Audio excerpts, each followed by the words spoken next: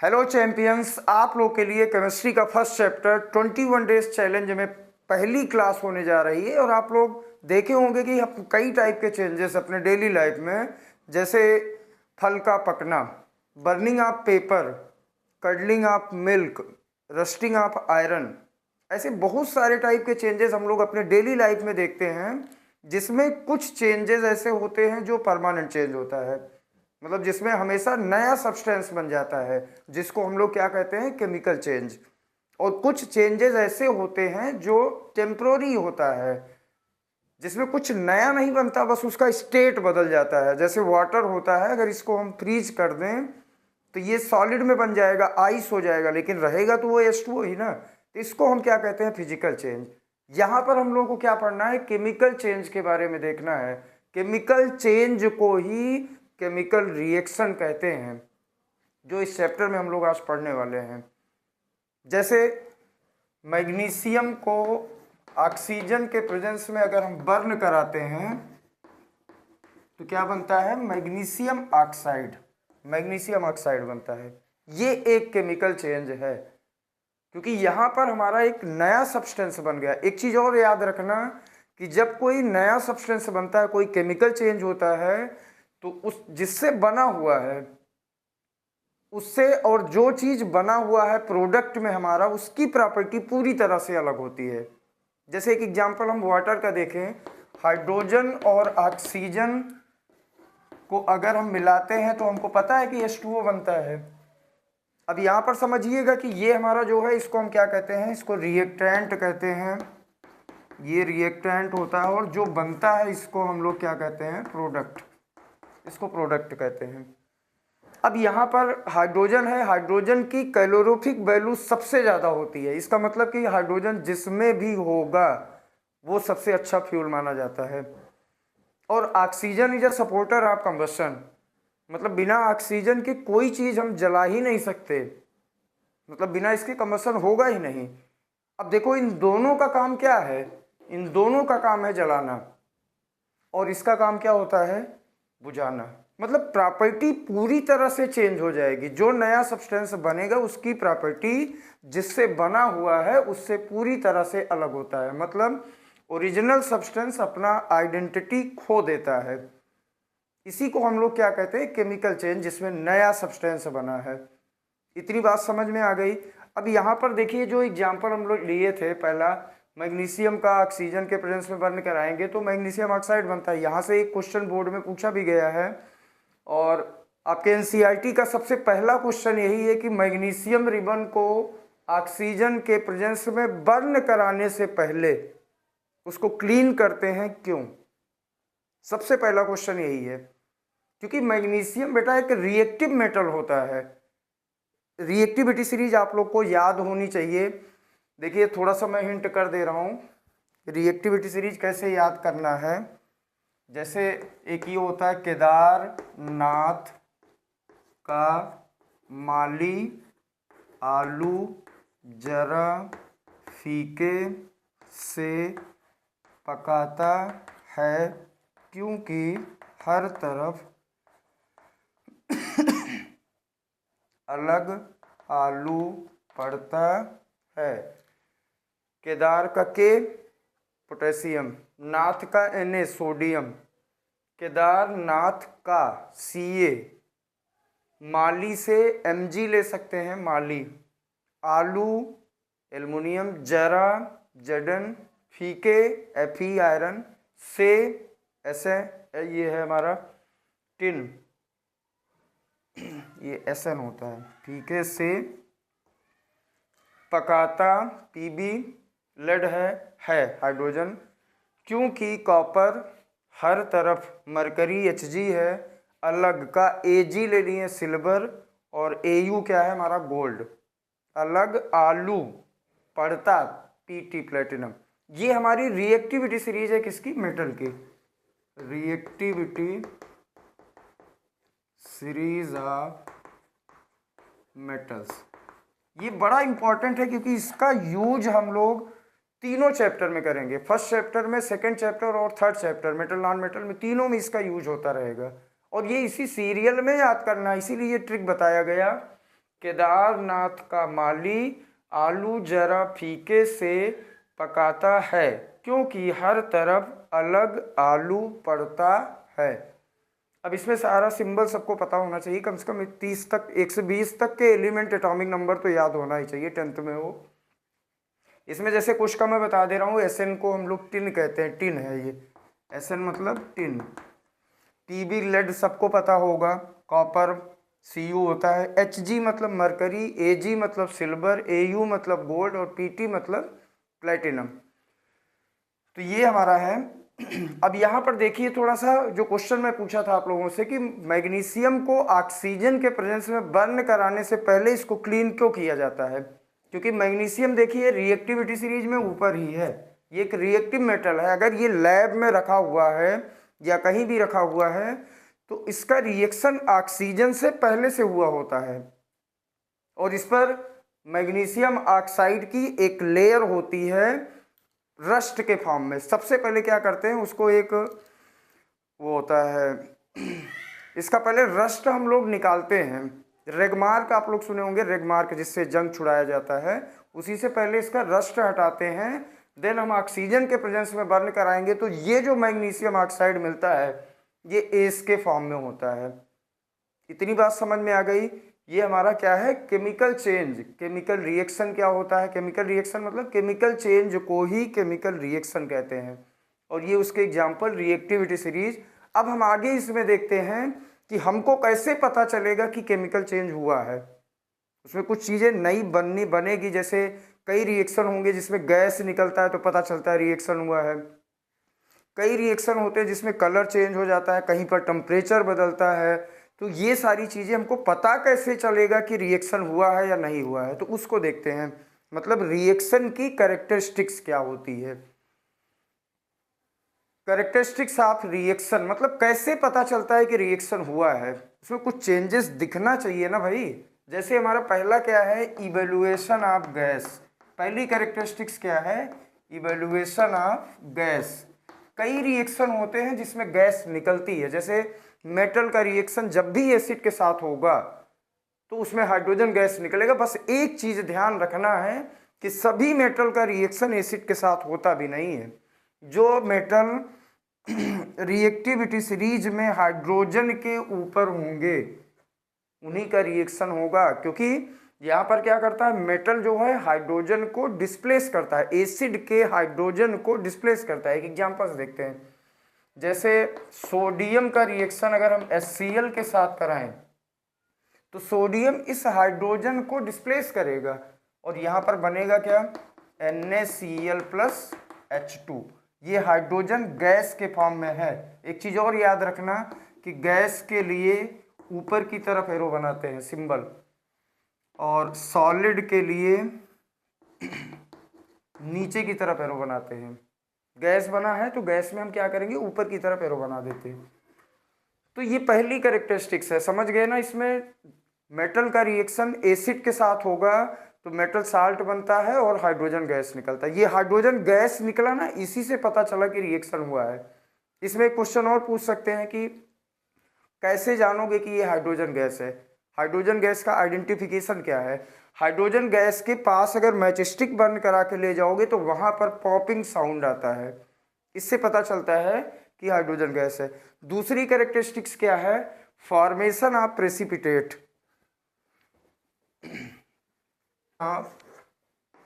Formation of precipitate, या short form में इसको PPT भी कहते हैं। PPT पावर पॉइंट प्रेजेंटेशन वाला, कंप्यूटर वाला नहीं, केमिस्ट्री का। इसको क्या बोलते हैं, प्रेसिपिटेट।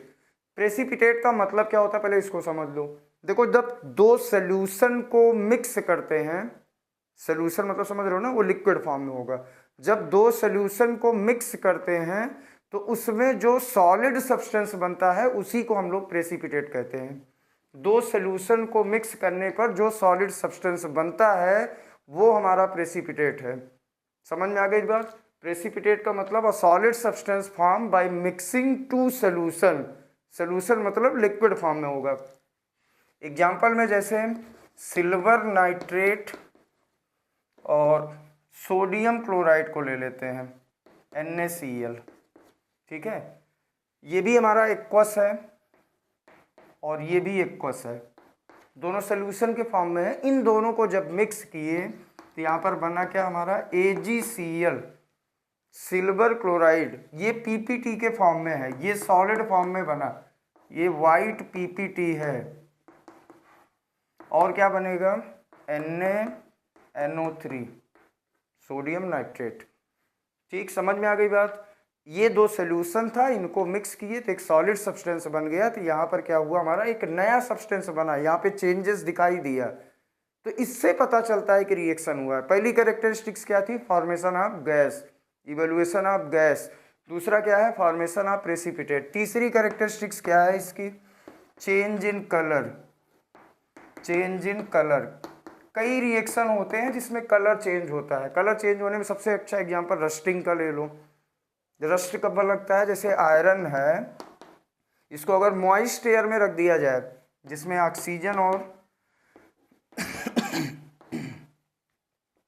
XH2O, ये हमारा मॉइस्ट एयर है, मॉइस्ट एयर। यहाँ पर XH2O क्यों लिए, क्योंकि H2O का हम कोई भी मॉलिक्यूल ले सकते हैं, 2 रख सकते हैं, 4, 8, 10, 15, कुछ भी रख लीजिए। तो इससे जो बनता है हमारा Fe2O3.XH2O, ये जो है इसी को हम लोग क्या कहते हैं, रस्ट। ये कैसा था पहले हमारा, ये ग्रेइश ब्लैक था और बाद में क्या बन गया, रेडिश ब्राउन। इसके और भी बहुत सारे एग्जांपल आगे भी देखने को मिलेंगे। जैसे कॉपर सल्फेट सोल्यूशन में आयरन नेल डाल दो, कॉपर सल्फेट कैसा होता है, ब्लू कलर का। अब उसमें आयरन नेल डाल दो तो वो ग्रीन कलर का बन जाएगा, फेरस सल्फेट। ये क्वेश्चन बोर्ड में भी आया हुआ है कि iron nail, what happen when iron nail dipped in a copper sulphate solution. ये बोर्ड का क्वेश्चन है। तो इसको जब हम इसमें मिलाएंगे, ये ब्लू कलर का होता है। देखिए कलर कैसे चेंज होता है, ये ब्लू कलर का होता है।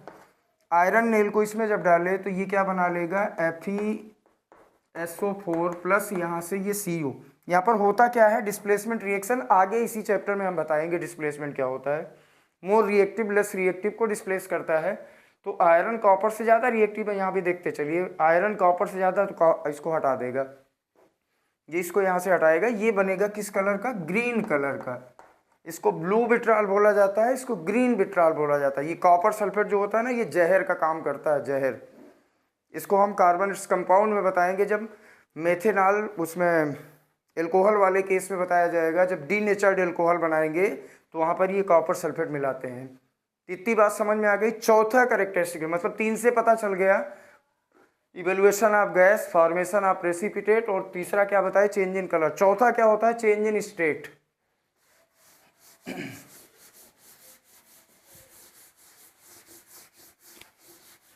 चौथी कैरेक्टरिस्टिक्स क्या है, चेंज इन स्टेट। कई रिएक्शन होते हैं जिसमें स्टेट बदलता है।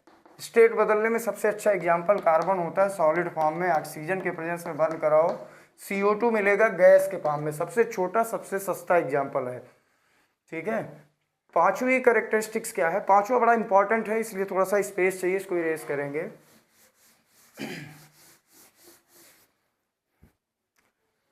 फिफ्थ कैरेक्टरिस्टिक्स क्या है, चेंज इन टेम्परेचर।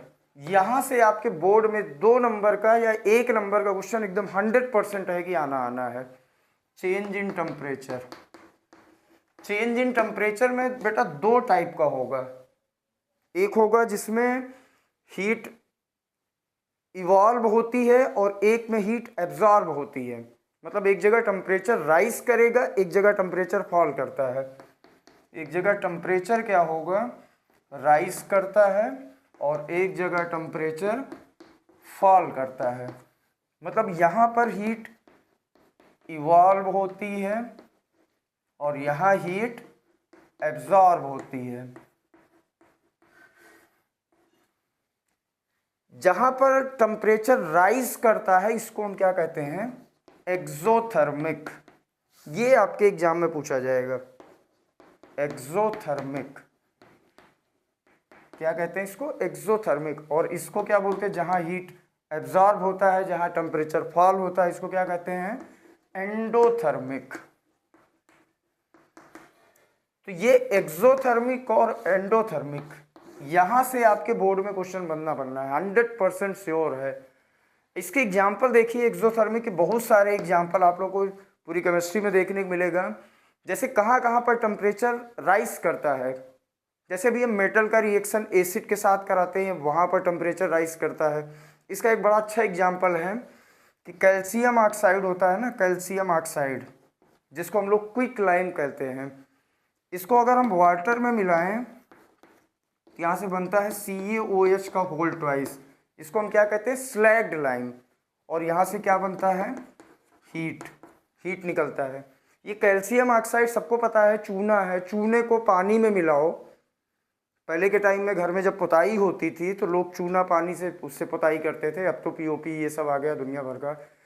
तो पहले क्या करते थे, जब चूने को पानी में मिलाओ ना तो उसमें देखो जैसे लगता है उबल रहा है, तो वहाँ पर क्या हो रहा है, वहाँ पर हीट इवॉल्व हो रही, हीट राइज कर, टेम्परेचर राइज कर रहा है।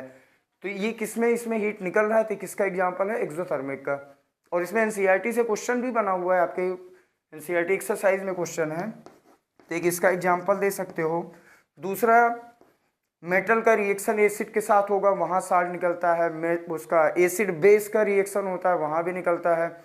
जब एसिड को डाइल्यूट करते हैं, डाइल्यूशन ऑफ एसिड, वहाँ भी हीट निकलता है। बेस को डाइल्यूट करते हैं, वहाँ भी हीट निकलता है। तो ये सब इसके बहुत सारे एग्जाम्पल हैं। थोड़ा ध्यान रखना कि एसिड के और बेस के डाइल्यूशन में भी एक्सोथर्मिक का एग्जाम्पल हम लोग दे सकते हैं।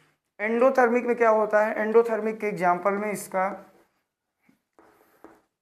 बेरियम हाइड्रोक्साइड और अमोनियम क्लोराइड NH4Cl, इसको एक टेस्ट ट्यूब उसमें बीकर में रख दो तो देखोगे पूरा बीकर एकदम ठंडा हो जाएगा। तो यहाँ पर हीट एब्जॉर्ब हो रहा है। एक तरह से ऐसे भी बोल सकते हैं, जहाँ हीट दिया जाता है, जहाँ हीट निकलता है वो हमारा एक्सोथर्मिक, जहाँ हीट दिया जाता है वो एंडोथर्मिक में आ जाएगा। इसमें जैसे थर्मल डिकम्पोजिशन रिएक्शन आगे इसी चैप्टर में बताएंगे, जहाँ पर हीट देते हैं तब वहाँ पर चीज़ें डिकम्पोज होती है, वो ब्रेक डाउन होता है, तो उसको हम इसके एग्जाम्पल में ऐड कर सकते हैं। तो ये था हमारा कैरेक्टरिस्टिक्स, मतलब कैसे पता चलता है कि रिएक्शन हुआ है, तो इन्हीं 5 चीज़ों से पता चलेगा। अब आगे देखते हैं हम केमिकल इक्वेशन। केमिकल इक्वेशन मतलब रिएक्शन को लिखने का एक शॉर्ट हैंड मेथड। देखो एक वर्ड इक्वेशन होता है, जैसे हम लोग लिखते हैं कि zinc plus sulphuric acid,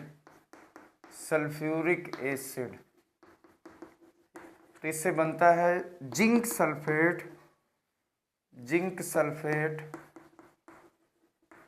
plus hydrogen gas. तो ये जो लिख रहे हैं ना हम, हाइड्रोजन गैस, तो ये हमारा वर्ड इक्वेशन है। इस तरह से नहीं, इसको हमको किस में लिखना है, शॉर्ट हैंड फॉर्म में लिखना है, मतलब सिंबल के फॉर्म में, कंपाउंड के, मॉलिक्यूल के फॉर्म में। तो रिएक्शन को लिखने का एक शॉर्ट हैंड मेथड जो होता है उसको हम क्या कहते हैं, केमिकल इक्वेशन। जैसे Zn प्लस H2SO4, तो यहाँ से बनेगा क्या, zinc sulphate ZnSO4 plus hydrogen gas. अब अगर इसको रिलेट कर पा रहे होगे तो अभी थोड़ी देर पहले हम बताया ना कि मेटल का रिएक्शन एसिड के साथ होगा, मेटल साल्ट और हाइड्रोजन गैस। इवेल्युएशन आप गैस वाले एग्जाम्पल में बताए थे, ठीक है। तो इसको हम क्या कहते हैं, केमिकल इक्वेशन। फिर इक्वेशन अगर लिख रहे हैं तो उसको बैलेंस करने की बात आती है। बैलेंस और अनबैलेंस कैसे करते हैं, अनबैलेंस नहीं करना है, करना बैलेंस ही है। अनबैलेंस को बैलेंस कैसे करते हैं, तो पहले बैलेंस समझ लो ना। बैलेंस क्या होता है, बैलेंस का मतलब हुआ कि जिसमें जैसे कैल्शियम ऑक्साइड और वाटर, इसका रिएक्शन अभी थोड़ी देर पहले देखे थे ना हम लोग, क्या बना था, CaOH का होल ट्वाइस।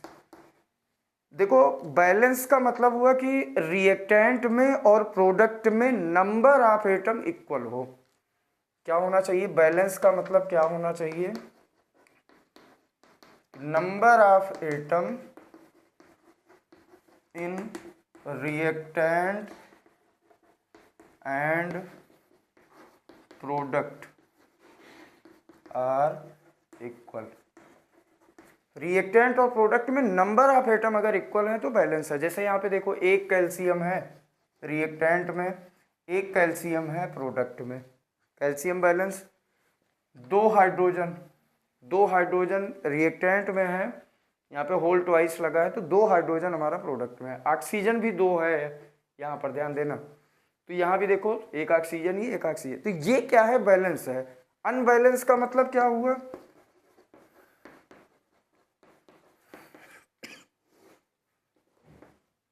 जैसे Mg plus O2,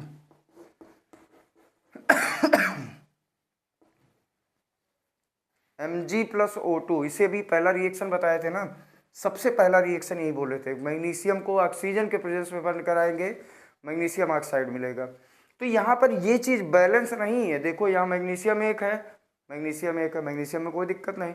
but oxygen की अगर हम बात करें तो ऑक्सीजन रिएक्टेंट में 2 है और इसमें कितना है, 1 ऑक्सीजन है। तो इसको क्या करेंगे हम, बैलेंस करने के, ध्यान रखना कि बैलेंस करने में यहाँ पर कभी मत लगाना, हमेशा वो मल्टीपल के फॉर्म में लगता है, यहाँ पर लगेगा। तो यहाँ पर हम क्या लगा देंगे, 2। तो ऑक्सीजन हमारे पास 2 हो गया, लेकिन मैग्नीशियम भी डिसबैलेंस होने लगा, तो मैग्नीशियम को क्या करेंगे, यहाँ भी 2 लगा देंगे। ये जो मेथड बता रहे हैं ना, इसको कहते हैं हिट एंड ट्रायल मेथड। एक बड़ा अच्छा सा मेथड बता रहा हूँ कि रिएक्शन को कैसे बैलेंस किया जाएगा, और 99% केसेस में उससे बैलेंस हो जाएगा, बस 2 सेकंड में बैलेंस करना सीख जाओगे। देखिए जैसे एक एग्जाम्पल लेते हैं, Fe plus H2O, Fe plus H2O और लिखा है हमारा, इससे बनेगा क्या हमारा, Fe3O4 प्लस H2। अब इसको अगर बैलेंस करना, बहुत ही आसान मेथड, विद इन 2-3 सेकेंड में आप लोग बैलेंस कर सकते हो। 99% केसेस में ये लग जाएगा, हाँ सब जगह नहीं लगेगा, लेकिन ज़्यादातर केसेस में लग जाएगा। अब इसमें बैलेंस करना है तो सबसे पहला काम क्या करोगे, सबसे बड़ा कंपाउंड इस पूरे रिएक्शन में ढूंढिए, सबसे बड़ा कंपाउंड कौन सा है। तो सबसे बड़ा कंपाउंड बेटा हमारे पास यही है, ये तो सबको दिख जाएगा, कोई अंधा होगा तो भले ना दिखे, बाकी इसमें दिख रहा है सबसे बड़ा कंपाउंड कौन सा है, यही है। अब इसमें जो सबसे ज़्यादा है पहले उसको बैलेंस करिए। सबसे ज़्यादा क्या है, ऑक्सीजन। ऑक्सीजन इसमें कितना है, 4, इसमें ऑक्सीजन कितना है, 1, तो ऑक्सीजन को पहले 4 बनाओ। फिर दूसरे नंबर पे, मतलब उससे कम वाला आइटम देखो, उसी कंपाउंड में आयरन कितना है, 3, इधर आयरन कितना है, 1, तो यहाँ पर क्या करते हैं, 3 लगा देते हैं, तो आयरन भी बैलेंस हो गया। अब एक चीज केवल डिसबैलेंस हो रहा है, हाइड्रोजन। हाइड्रोजन इधर कितना हो गया है, 8, और इधर हाइड्रोजन कितना है, 2, तो यहाँ पे क्या करते हैं, 4 लगा देते हैं। इसके बाद एक थोड़ा सा बड़ा एग्जाम्पल लेते हैं, जहां से सब कुछ क्लियर हो जाएगा कि रिएक्शन को कैसे बैलेंस करना, और वो डर आपकी खत्म हो जाएगी कि बैलेंसिंग नहीं आती। तो देखिए, barium chloride BaCl2 plus aluminium sulphate Al2SO4 का होल थ्राइस, और इससे बनेगा क्या हमारा, एल्युमिनियम क्लोराइड, ये PPT बनता है, और बेरियम सल्फेट BaSO4। अब इसको बैलेंस करना है। अब इसमें भी क्या करना है, सबसे बड़ा कंपाउंड ढूंढ लो। सबसे बड़ा कंपाउंड कौन सा है भाई, इसमें सबसे बड़ा कंपाउंड यही दिख रहा है ना, पूरे रिएक्शन में देखना है, चाहे वो रिएक्टेंट में हो या प्रोडक्ट, डजेंट मैटर, कहाँ पे हमको देखना है कि पूरे रिएक्शन में सबसे बड़ा कंपाउंड। इसमें देखो, अब इसमें जो सबसे ज़्यादा है पहले उसी को बैलेंस कर लेते हैं। सबसे ज़्यादा क्या है, ऑक्सीजन 12, और इधर ऑक्सीजन देखो कितना है, 4, तो क्या करते हैं, यहाँ पर 3 लगा देते हैं भाई, तो ऑक्सीजन हमारा 12 हो गया। फिर दूसरे नंबर पे देखो, दूसरे नंबर पे इसमें सल्फर है, सल्फर 3 है, इधर चेक करो, सल्फर 3 हो चुका है।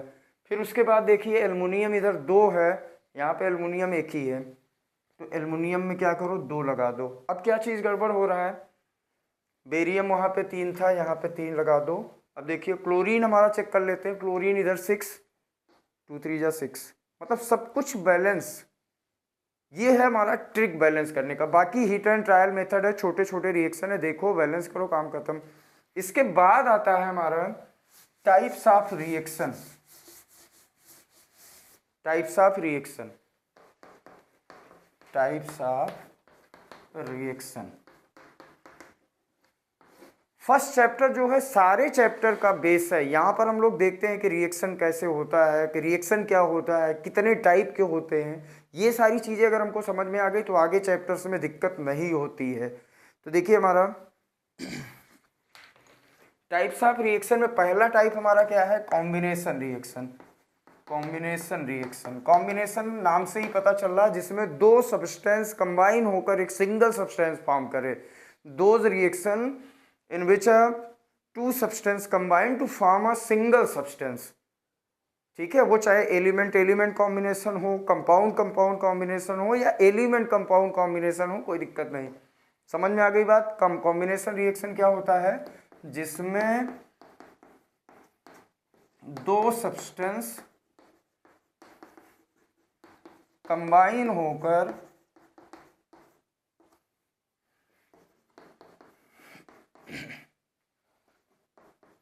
एक सिंगल सब्सटेंस फॉर्म करे, एक सिंगल सब्सटेंस बना दे, वो क्या होता है हमारा कॉम्बिनेशन रिएक्शन। एग्जाम्पल, सबसे छोटा सबसे आसान एग्जाम्पल C+O2, इसको तो लिख ही सकते हो यार, CO2 बनता है।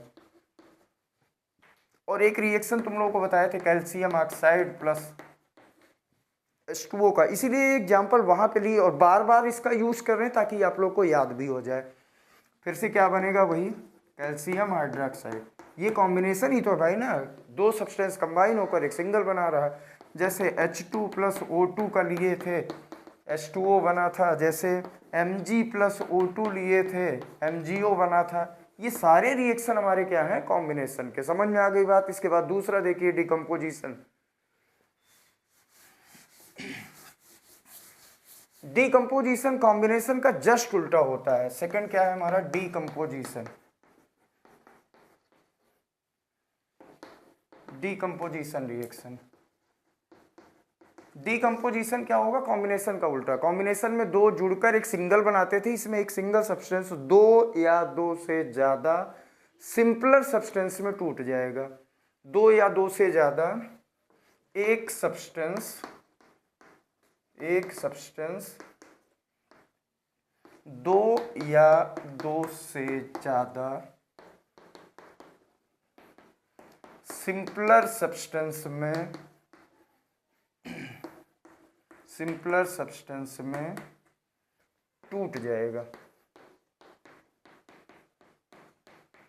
उसको क्या कहते हैं, डिकम्पोजिशन रिएक्शन। मतलब those reaction in which a single substance breaks two or more simpler substance is called decomposition reaction. अब ये भी तीन टाइप के होते हैं। टाइप्स की बात करें, टाइप्स ऑफ डिकम्पोजिशन, तो ये तीन टाइप के होते हैं। पहला क्या है हमारा, थर्मल डिकम्पोजिशन। दूसरा क्या है, फोटो डिकम्पोजिशन। Electrolytic decomposition.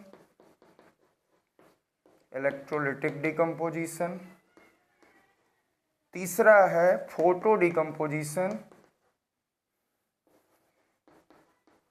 तो ये तीन टाइप के होते हैं। और ये समझ लीजिए कि यहाँ से आपके पेपर में क्वेश्चन आया हुआ भी है और आगे आएगा भी। 2026 के पेपर में भी क्वेश्चन आएगा। ये जो टाइप्स बता रहे हैं ना, इसी में से पूछा जाएगा। इसको एक एक करके मैं एक्सप्लेन करता हूँ, देखिए।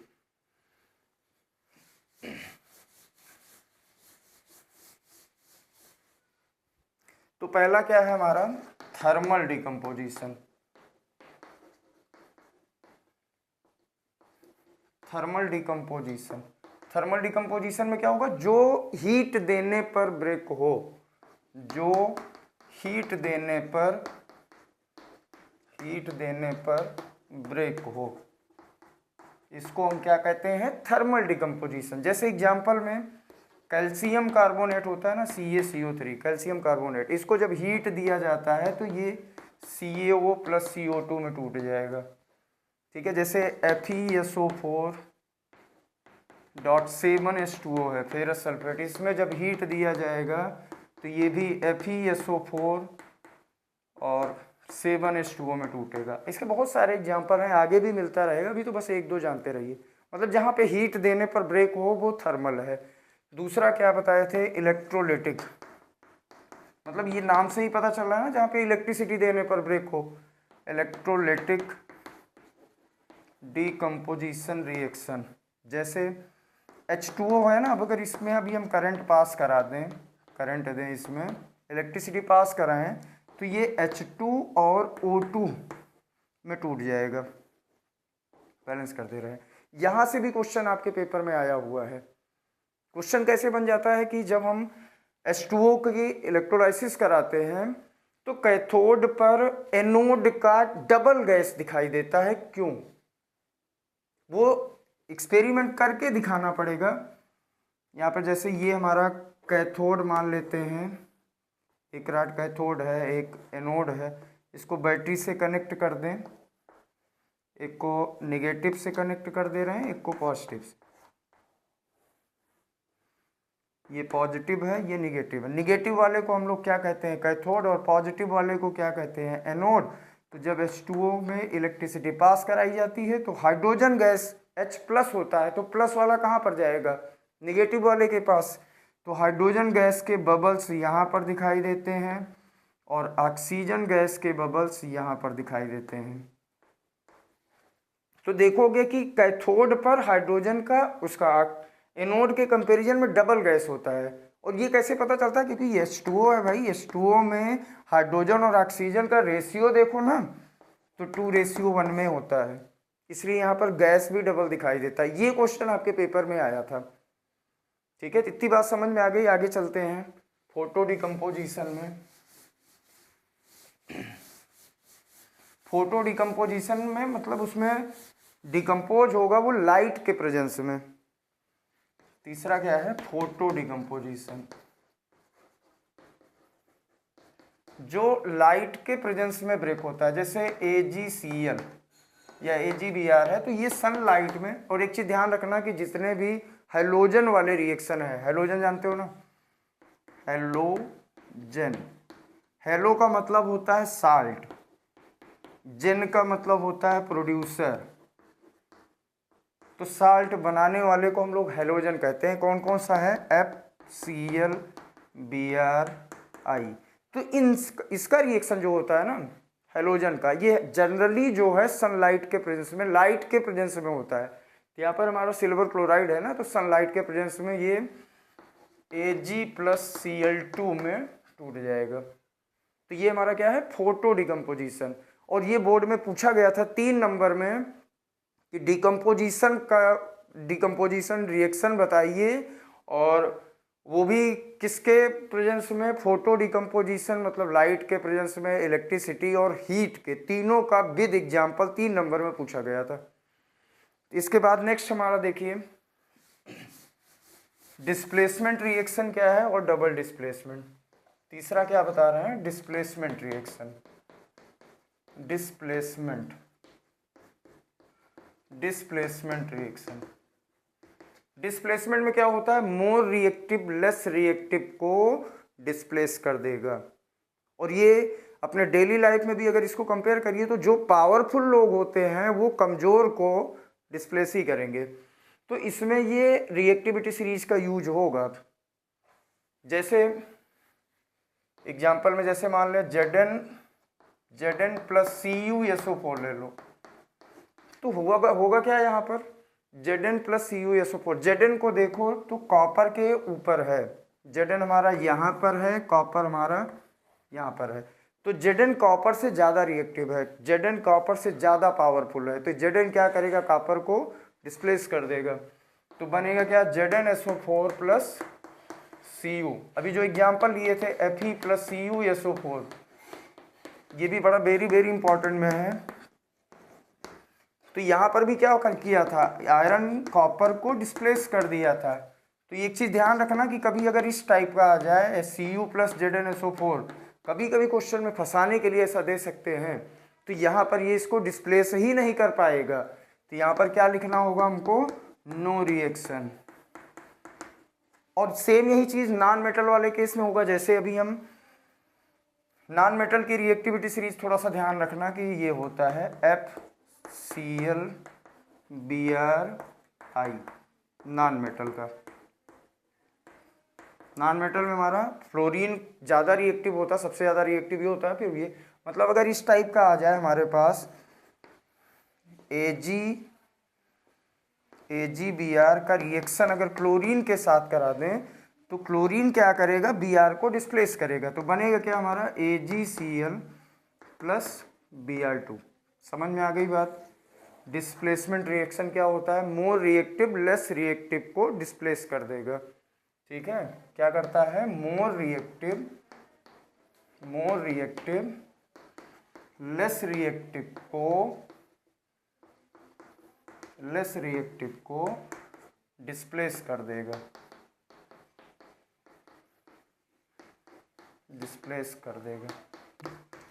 रिएक्शन। डबल डिस्प्लेसमेंट में डिस्प्लेसमेंट जैसा कोई कॉन्सेप्ट नहीं है कि मोर रिएक्टिव लेस रिएक्टिव को डिस्प्लेस कर। इसमें क्या होता है, इसमें एटम्स या आयंस आपस में एक्सचेंज हो जाते हैं। क्या होता है, एटम्स या आयंस आपस में एक्सचेंज हो जाते हैं,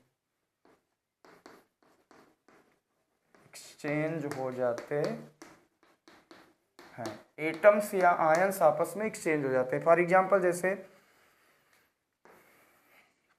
barium hydroxide plus ammonium chloride NH4Cl, इसका रिएक्शन कराएं अगर हम, तो इसमें बेरियम और अमोनियम ये दोनों आपस में क्या होंगे, ये एक्सचेंज हो जाएंगे।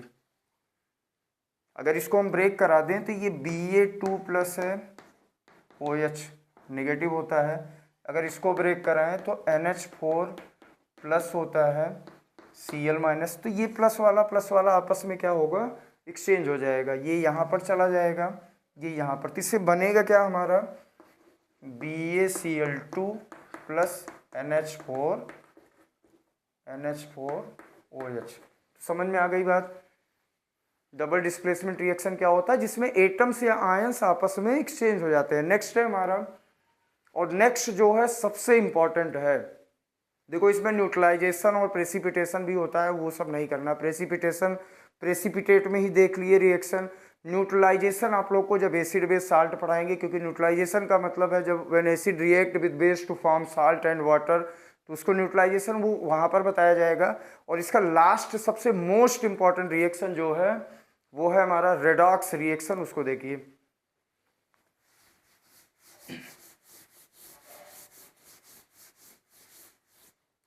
रेडॉक्स रिएक्शन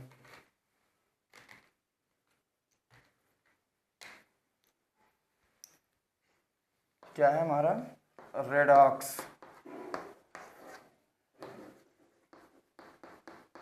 रेडॉक्स रिएक्शन क्या होता है, रेडॉक्स में देखिए रेड और ऑक्स इन्हीं दोनों से बना है हमारा। रेड का मतलब होता है रिडक्शन, ऑक्स का मतलब होता है ऑक्सीडेशन।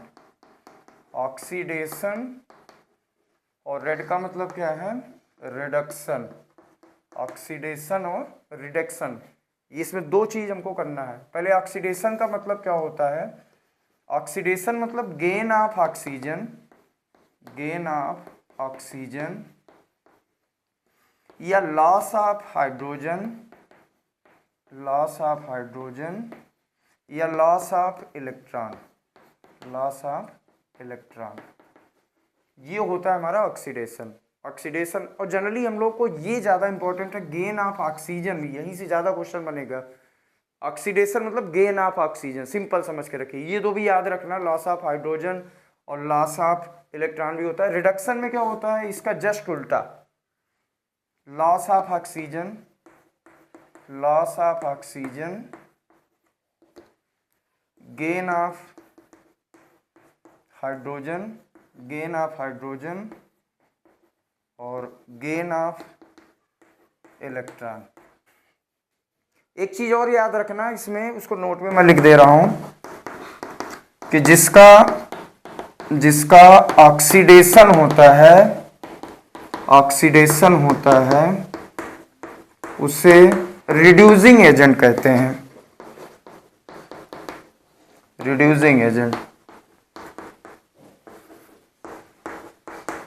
और जिसका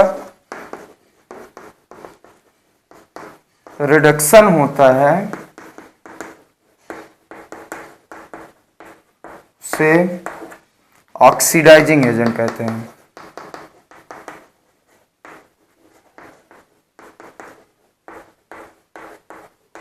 ठीक है, मतलब उल्टा समझ में आ रहा है ना। जिसका ऑक्सीडेशन होता है उसको रिड्यूसिंग एजेंट, जिसका रिडक्शन होता है उसको ऑक्सीडाइजिंग एजेंट। इतनी बात समझ में आ गई। एक एग्जांपल से देख लेते हैं।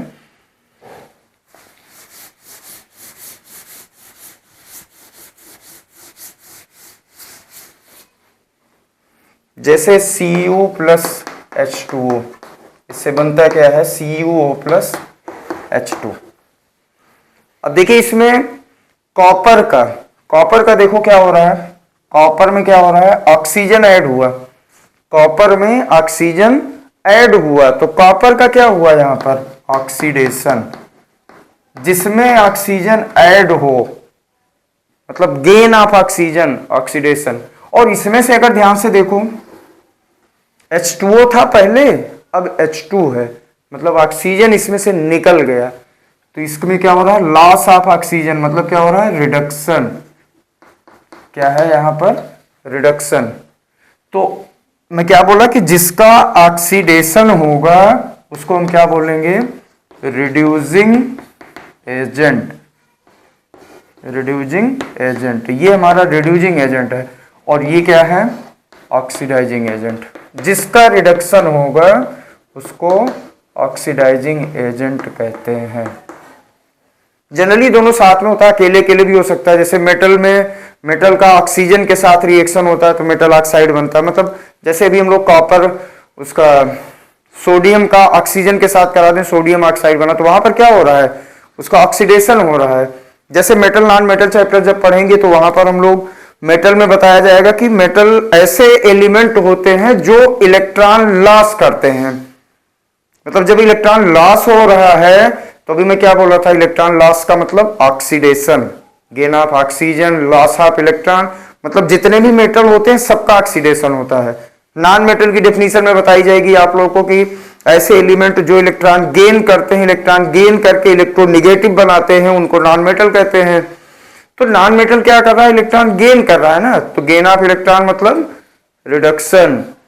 तो इतनी बात समझ में आ गई। इसमें बस लास्ट टॉपिक है एप्लीकेशन, इस ऑक्सीडेशन और रिडक्शन इसका एप्लीकेशन क्या है, और बड़ा अच्छा एप्लीकेशन है, वहां से भी क्वेश्चन पूछा जाता है कि एप्लीकेशन में ऑक्सीडेशन के एप्लीकेशन में सबसे पहला तो हम कोरिजन बोलते हैं, कोरिजन। कोरिजन कोरिजन का मतलब होता है कि slowly eating up of metal due to attack of moisture और एटमॉस्फेरिक गैसेस, मतलब मेटल का धीरे धीरे नष्ट हो जाना या किसी भी चीज का नष्ट हो जाना, कोरोड मतलब खराब होना ही होता है। तो इसके एग्जाम्पल में हम लोग दे सकते हैं रस्टिंग, एग्जाम्पल में क्या बता सकते हैं रस्टिंग, जैसे रस्ट में अभी लिए थे ना Fe+O2XH2O, यहां से हम लोग बनाए थे Fe2O3.XH2O, ये हमारा रस्ट बना था, ठीक है, ये मॉइस्ट एयर था। ऐसे हमारा कॉपर में भी रस्ट लगता है, सिल्वर में भी रस्ट लगता है, जैसे सिल्वर में रस्ट लगता है Ag+H2S, हाइड्रोजन सल्फाइड गैस होती है, इससे बनता है Ag2S+H2 गैस। ऐसे कॉपर में लगता है, ये ब्लैक कलर का रस्ट होता है, ये ब्राउन कलर का रस्ट होता है, जैसे कॉपर में होता है ना ग्रीन कलर का, कॉपर का वायर देखो कभी उसमें रस्ट लगा रहेगा तो ग्रीन कलर का लगा रहता है। Cu+O2+CO2+H2O, ये मॉइस्ट एयर से लेता है, मॉइस्ट एयर, और यहां से ग्रीन कलर का रस्ट लगता है मॉइस्ट एयर से, ऑक्सीजन O2 और CO2H2O के साथ रिएक्शन कराते हैं तो CuCO3+CuOH का होल ट्वाइस, इसको बोलते हैं बेसिक कॉपर कार्बोनेट। ये ग्रीन कलर का रस्ट होता है, ब्लैक कलर का, इसको मेटल नॉन मेटल में भी आप लोग को बताया जाएगा। और इसका लास्ट एप्लीकेशन क्या है रेंसिडिटी,